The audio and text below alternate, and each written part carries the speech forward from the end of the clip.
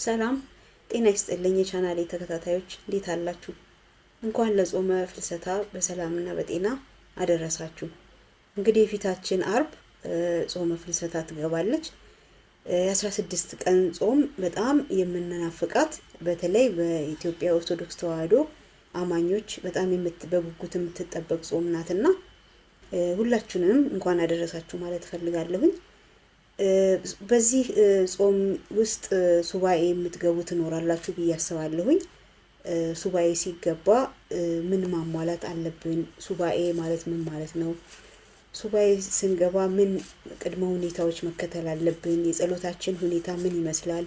እነዚህ ሁሉ ያጠቃለለ ጥያቄዎቻችንን መምህራችን ኢዩኤል ሀብታሙ በደንብ አድርገው ያብራሩበት አንድ ቪዲዮ ስላገኘሁኝ እሱን እስኪ ሪቪው ማድረግ ጥሩ ነው ብዬ ስላሰብኩኝ ነው።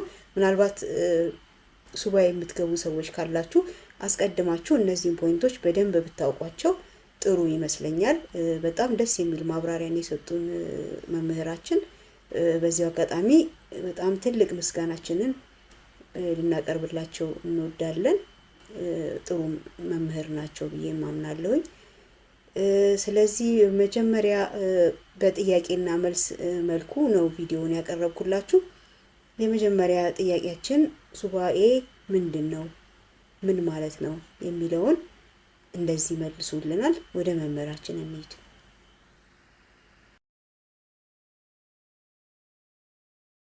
ሱባኤ ምንድን ነው?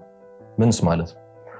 በሰዋስው ትርጉሙ ጥሬ ቃሉን ስንተረጉመው ሱባኤ ማለት 7 ማለት ነው። ስለዚህ በተለምዶ ከሰማችሁ አንድ ሱባኤ ሁለት ሱባኤ ይባላል። ስለዚህ አንድ ሱባኤ ማለት 7 ቀን፣ ሁለት ሱባኤ ማለት ደግሞ 14 ቀን ማለት ነው። ስለዚህ ሱባኤ በቀጥታ ስንተረጉመው 7 ወይም ደግሞ 7 ቀን ተብሎ ይተረጉማል ማለት ነው። ግን እንደ አገባብ ወይም ደግሞ እንደ መንፈሳዊ ሲተረጎም ሱባኤ ማለት አንድ ሰው በቀጠሮ ይዞ እግዚአብሔርን ለመታረቅ የጽሞና ጊዜ ፈልጎ ወደ አሰበበት ቦታ ሄዶ በጽሞና ተቀምጦ የሚመለስበት አንድ ስርዓት ነው። እሺ፣ ሁለተኛ ጥያቄ ሱባኤ ለምን ይገባል? በማንስ ተጀመረ? መምህራችን ይመልሱልናል። ወደ መምህራችን እንሂድ። ሱባኤ ለምን ይገባል? ሱባኤ የተጀመረው በአባታችን በአዳም አዳም የበደለውን አምላኩን እግዚአብሔርን በሱባኤ ጠይቆን የታረቀው። ስለዚህ የመጀመሪያው ሱባኤ የምንገባበት ምክንያት አምላካችን እግዚአብሔርን ያስቀየምን የበደለውን እግዚአብሔርን ለመታረቅ ነው ማለት ነው። ስለዚህ ሱባኤ የምንገባበት የመጀመሪያው ምክንያት እግዚአብሔርን ለመታረቅ ነው። ይሄ መጀመሪያው። ሁለተኛው የቅዱሳንን በረከት ለመሳተፍ ነው። አሁን በዚህ በጾመ ፍልሰታ የምንገባው ልክ ሐዋርያት እመቤታችን ፍልሰታዋን እንድታሳያቸው እርገቷን እንድታሳያቸው እንደጠይቋት ሁሉ እኛም የሷን በረዴት በረከት ለመሳተፍ ሱባኤ እንገባለን ማለት ነው። ስለዚህ በየትኛውም ጾም ጊዜም ሊሆን ይችላል፣ ጾም ባልሆነም ጊዜ ሱባኤ በምንገባበት ጊዜ የቅዱሳንን በረከት ለመሳተፍ ሱባኤ ያልገባ ቅዱስ የለም። እነ ዳንኤል ነቢያትም ቢሆኑ እነ ኤልያስ እነ ኤርሚያስ እንዲሁም በጣም ብዙ ቅዱሳን ሱባኤ ገብተዋል። ስለዚህ ይህን ሱባኤ የያዙ እግዚአብሔር የታረቁ ከቅዱሳን ጋር በረከት ረድኤት ለመሳተፍ ሱባኤ እንገባለን። ሶስተኛው በህይወታችን ላይ ያሉ ያልተመለሰን የሆነ ጥያቄ እንዲመለስልን ሱባኤ እንገባለን። ስለዚህ ሁላችንም የሆነ ያልተመለሰን ህይወታችን ላይ አንድ ጥያቄ አለ እንዲመለስልን የምንፈልገው እግዚአብሔር ፍቃድም እንዲገለጥልን የምንፈልገው የሆነ ህይወታችን ላይ ያለው እግዚአብሔር ፍቃድ የሚጠይቅ አንድ ነገር አይጠፋም።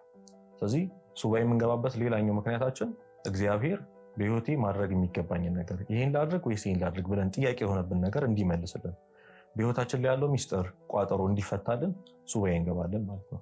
ስለዚህ ሌላኛው ሱባኤ የምንገባበት ምክንያት እግዚአብሔር ቋጠራችን እንዲፈታልን ጥያቄያችን እንዲመልስልን ነው ማለት ነው። ሌላኛውና የመጨረሻው ከዚች አባካኝ ከሆነችው ዓለም ጫጫታ ከሞላባት ዓለም ትንሽ እረፍት ለማግኘት ነው። ሁላችንም የሆነ ጸጥ ያለ ቦታ ያስፈልገን የለ? የሆነ ጸጥ ያለ ህይወት ያስፈልገናል። አብዛኞቻችን በጫጫታ በትርምስ በጣም ቢዚ በመሆን በመሯሯጥ ህይወታችንን አሳልፈናል። ስለዚህ ሱባኤ ስንገባ ደግሞ የጽሞናና የጸጥታ ጊዜ ፈልገን ምክንያታችንን አውቀን የምንገባው ማለት ነው። ስለዚህ ሌላኛው ሱባኤ የምንገባበት ምክንያት ጽሞናና ጸጥታን ፈልገን ነው ማለት ነው። መምህራችን ሱባኤ ለምን ይገባል ለሚለው ጥያቄ በጣም ጥሩ ማብራሪያ እንደሰጡን ተስፋ አድርጋለሁኝ። ሶስተኛ ጥያቄ ሱባኤ እንዴት እንግባ? ወደ መምህራችን።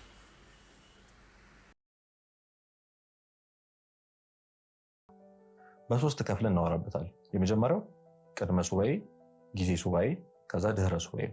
ስንተረጉማቸው ከሱባኤ በፊት ማድረግ ያለብን እንዴት እንዘጋጅ የሚለው ነው።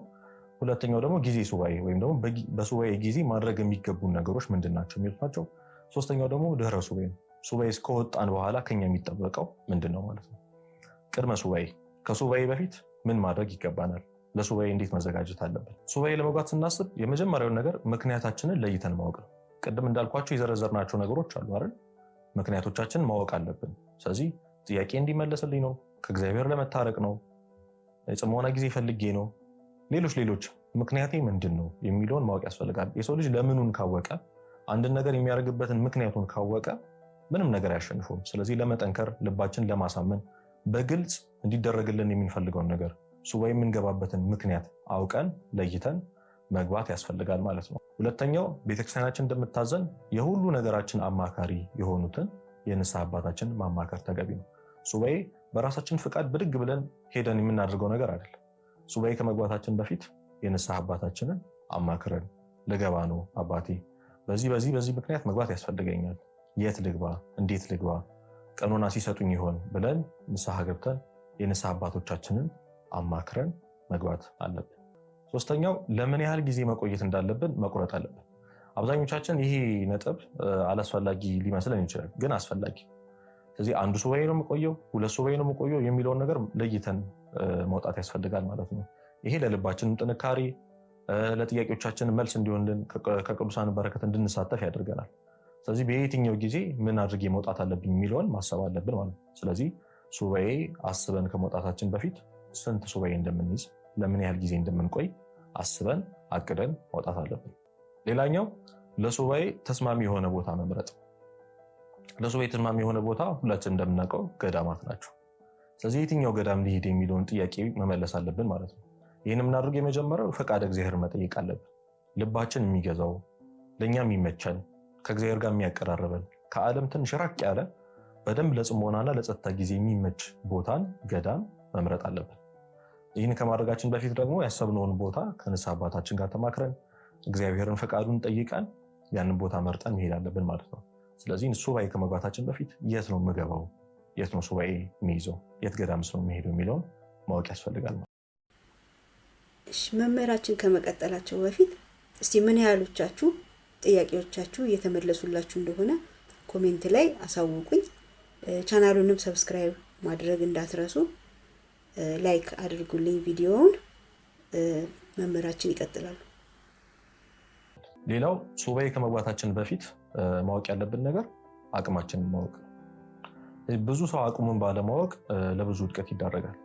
እዚህ አቅማችንን አውቀን ለምን ያህል ሰዓት ነው መጾም ያለብን፣ ጤናችን ምን አይነት ሁኔታ ላይ ነው ያለው፣ አቅሜስ ምን አይነት ነው፣ መጀመሪያ ሱባኤ ከመግባቴ በፊት የነበረኝ መንፈሳዊ ህይወት አቅም ምን አይነት ነው። በአንድ ተዘሎ ለ7 ሰዓት ያህል ምናምን ቆሞ መጸለይ የምንችል ሰዎች አይደለም። ስለዚህ አቅማችንን ማወቅ ያስፈልጋል ማለት። ስለዚህ አቅማችንን አውቀን ምን ይዘው የምንሸክፈውን ነገር፣ ምግብም ሊሆን ይችላል፣ ምንም ነገር ከጤናችን ጋር የሚስማማውን ነገር። ምክንያቱም በጊዜ ሱባኤ ላይ እንመለከተዋለን። አቋርጦ መውጣት ስለማይቻል ሱባኤን እንዳናቋርጥ ከሚያደርጉን ነገሮች አንደኛው ጤና ነው። ስለዚህ ጤናችን የሚጠብቁን ነገሮች ይዘን መግባት ያስፈልጋል። አቅማችንን ማወቅ። በስሜት ተነሳስተን ይህን አድርጋለሁ ብለን ያለ አቅማችን መነሳሳት ጥሩ አይደለም። እዚህ አቅምን ማወቅ የመጀመሪያው። ሌላኛውና የመጨረሻው የልብን እርጋታና ጽሞናን ፈልገን መሄድ አለብን። ብዙ ጊዜ ገዳማት ከሄድን በኋላ ያው የገዳማትን ጸባይ ሁላችንም እናውቃለን። በጣም ጸጥ ያሉ ቦታዎች እና ከዓለም የራቁ ቦታዎች ናቸው። ስለዚህ ዓለማዊ ፍላጎቶቻችን እዚህ ከተማ ላይ እንደነበርን፣ ቤት ውስጥ እንደነበርን አድርገን ለማሳካት ትንሽ ይከብደናል። ሱቅ ላይኖር ይችላል፣ የምንፈልጋቸው አይነት ጣፋጭ ምግቦች፣ ምግብ ላይኖር ይችላል፣ ሌሎች ነገሮች። ስለዚህ ይህን ነገር አምነን ልባችንን አሳምነን ጸጥ ያለ ቦታ ከዓለማዊ ህይወት ርቀን ነው የምንሄደው። ይህንን ነገር ልባችንን አሳምነን መሄድ አለብን ማለት ነው። ስለዚህ የልብን እርጋታ፣ ጽሞናን ፈልገን እነዚህ ነገሮች ሁሉ አካተን ቅድመ ዝግጅታችን ጨርሰን ወደ ሱባኤ እንሄዳለን ማለት ነው። ሌላኛው እና ሁለተኛው ነጥብ ጊዜ ሱባኤ ነው። ወይም ደግሞ በሱባኤ ጊዜ ሱባኤ ከገባን በኋላ ምን ማድረግ አለብን፣ ምንስ መከተል አለብን። አብዛኛው ሰው ይህንን ሳያውቅ ነው ወደ ሱባኤ የሚሄደው። ለዛም ነው ከቅዱሳን በረከቱን ሳይሳተፍ እግዚአብሔርንም ሳይታረቅ ልቡም ጸጥታና እርጋታን ሳያገኝ ይመለሳል። በሱባኤያችን ወቅት በእያንዳንዱ ቅጽበት እግዚአብሔርን መፈለግ ተገቢ ነው።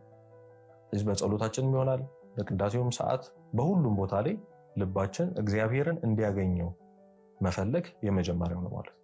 የሁላችንም የተፈጠርንበት ዓላማ እግዚአብሔርን ፈልጎ ማግኘት፣ ከዛም በልባችን መትከል፣ ከዛም እሱን እያስደስቱ ለመኖር መጣር። ስለዚህ በጣም ብዙ ጊዜ በዓለም ቆይተናል፣ በጫጫታው ቆይተናል፣ ቢዚ ሆነን እግዚአብሔርን ረስተን ቆይተናል።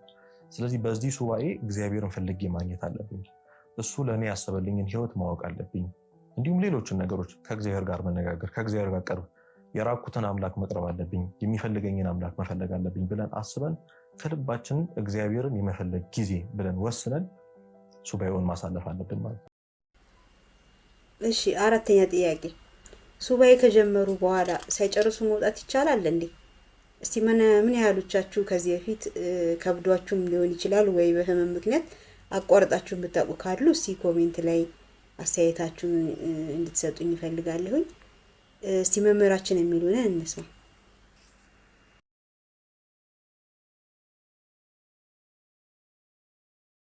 ሱባኤ ከጀመሩ በኋላ አንዱ ሱባኤ ወይም ሁለት ሱባኤ ሳይጨርሱ መውጣት በጣም የተከለከለ ቤተክርስቲያናችን የምታወግዘው ነገር ነው።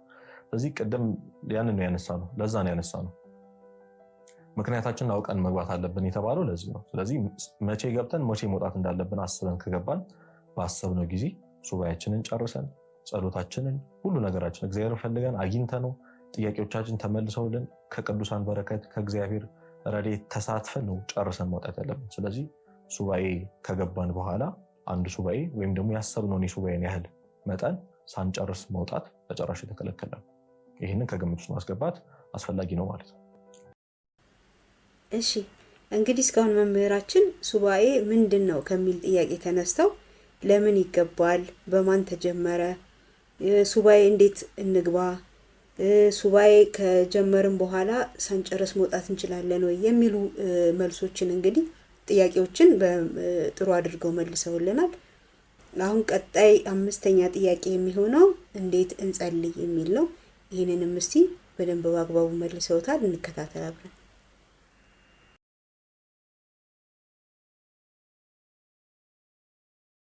ሌላኛው በሱባኤ ጊዜ በተቻለን አቅም ሁለት ነገሮችን መለማመድ። የመጀመሪያው የጸሎት ህይወት ነው። ጸሎት ሁላችንም እንደምናውቀው እግዚአብሔርን ማነጋገር፣ ከእግዚአብሔር ጋር መነጋገር ነው። ጸሎት የማይፈታው ችግር የለም፣ የማይነቅለው ችግር የለም ህይወታችን ላይ፣ የማያበራው ህይወት ጨለማ የለም። ስለዚህ ሁላችንም በተቻለን አቅም በየቀኑ መጸለይ፣ ከተቻለ ደግሞ 7ቱን የጸሎት ጊዜያትን መለማመድ፣ ካልሆነ ደግሞ ጠዋትና ማታን መጸለይ። ስለዚህ ከሱባኤ በኋላ ለሚኖረን ህይወት፣ ሱባኤ ከወጣን በኋላ በዚህ ዓለም ለሚኖረን ህይወት ጸሎት እጅግ አስፈላጊ ስለሆነ በዛ ጊዜ በገዳሙ ጊዜ ባለን ጊዜ ውስጥ የጸሎት ህይወት በጣም በተቻለን አቅም ልንለማመድ ይገባል ማለት ነው። ክርስትና የልምምድ ህይወት ነው። ስለዚህ ዛሬ ብድግ ብለን ዳዊትና ውዳሴ ማርያም ደግማለሁ ብንል ነገ ሊደክመን ይችላል። ስለዚህ ከትንሹ ተነስተን ወደ ትልቁ መሄድ ያስፈልጋል ማለት ነው። ስለዚህ ጸሎት ስንጸልይ ከትንሹ እዛው በተኛንበት ሊሆን ይችላል፣ ተቀምጠንም ሊሆን ይችላል፣ ቆመንም ሊሆን ይችላል። ስለዚህ ከትንሹ ተነስተን ወደ ትልቁ ባለንበት በሱባኤ ጊዜ ውስጥ መለማመድ አስፈላጊ፣ የጸሎት ህይወትን መለማመድ። ሁለተኛው የልብን እርጋታና ጸጥ ማለትን የመረጋጋትን ህይወት መለማመድ ያስፈልጋል። ገዳማት ሁላችንም እንደምናውቃቸው እጅግ ጸጥ ያሉ ከዓለም የራቁ ከጫጫታ የራቁ ቦታዎች ናቸው። ስለዚህ ለብቻችን መቀመጥ፣ ራሳችን ማዳመጥ፣ እግዚአብሔር ምን እያለኝ ነው፣ ህይወቴ ላይ ምንድን ማስተካከል ያለብኝ፣ ምንድን ነው እያደረግኩ ያለሁት፣ እንዴት ነው እየኖርኩ ያለሁት የሚሉ ጥያቄዎች ለራሳችን እየጠየቀን ልባችንን ማረጋጋት፣ እርግጥ ብሎ ጸጥ ብሎ ለብቻው ተቀምጦ እግዚአብሔርን ማነጋገር፣ ራሳችን መነጋገር መልመድ አለብን ማለት ነው።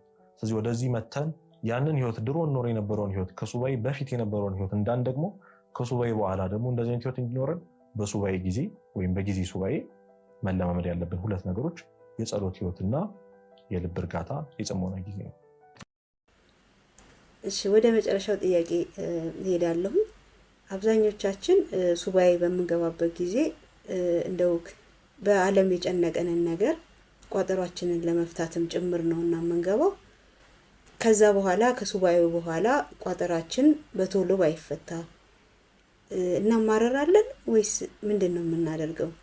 ከሱባኤው በኋላ ያለን ህይወት ምን መምሰል አለበት የሚለውን ጠቅለል አድርገው መምህራችን ያስተምሩናል። እስቲ እንከታተል።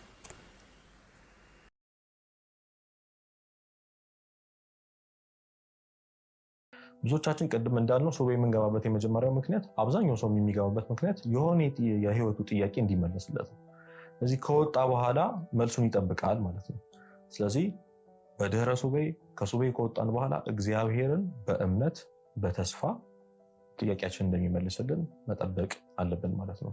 እግዚአብሔር ሁል ጊዜ እኛ ባሰብንበት እግዚአብሔር የኛን ካላንደር አለ የሚከተለው የኛን የጊዜ አቆጣጠር አለ የሚከተለው በዚህ ጊዜ መልስልኝ ብለን የሚመልስልን አምላክ አይደለም። እንደዚህ አድርገ መልስልኝ ብለን የሚመልስልን አምላክ አይደለም። እሱ ሰው ስላልሆነ እንደኛ ስለሆነ የማያስበው እንደሱ አሰራር የራሱ ጊዜ የራሱ አሰራር አለው።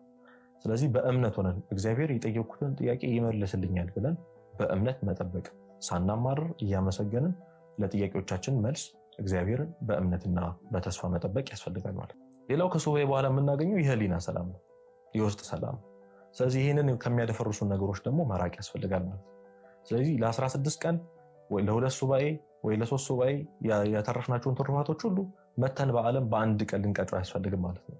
ስለዚህ በሱባኤ ጊዜ ያካበትናቸውን የተለማመድናቸውን ክርስቲያናዊ የመንፈሳዊ ህይወት ልምምዶች በዚህም ለማስቀጠል መጣር አለብን ማለት ነው። ስለዚህ በየዕለቱ በየሳምንቱ በየወሩም ሊሆን ይችላል የንስሐ አባታችን እያማከርን የጸሎት ህይወታችንን እንዲሁም ትሩፋቶችን እያደረግን በሱባኤ ጊዜ የነበረን ህይወት በድህረ ሱባኤ ከሱባኤ በኋላ ባለው ህይወታችን ደግሞ እየተለማመድን ልንኖር ይገባል ማለት ነው።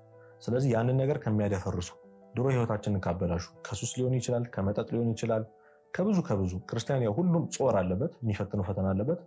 ያንን ለማጥፋት ነው ሱባኤ የሚገባው።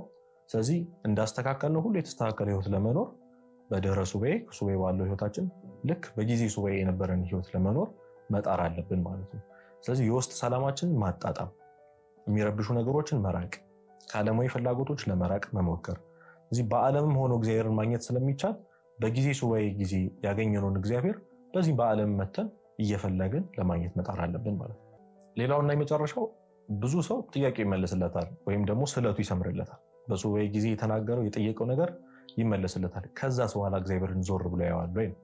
እግዚአብሔር የጠየቅነው ጥያቄ ብቻ የሚመልስልን ከዛ የፈለግነውን ብቻ የምናገኝበት የሆነ የቀጠርነው ሰራተኛችን አይደለም፣ አምላካችን ነው።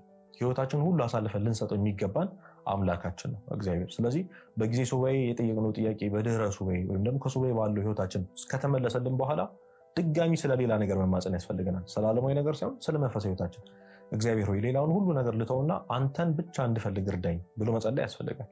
ስለዚህ ዓለማዊ ነገሮቻችን ሊሳኩልን ይችላሉ፣ ጥያቄዎቻችን ሊመልስልን ይችላሉ። ደግሞም ይመለሳል። እግዚአብሔር ታማኝ ነው፣ ለቃሉ ታማኝ አምላክ ስለሆነ ይመልስልናል።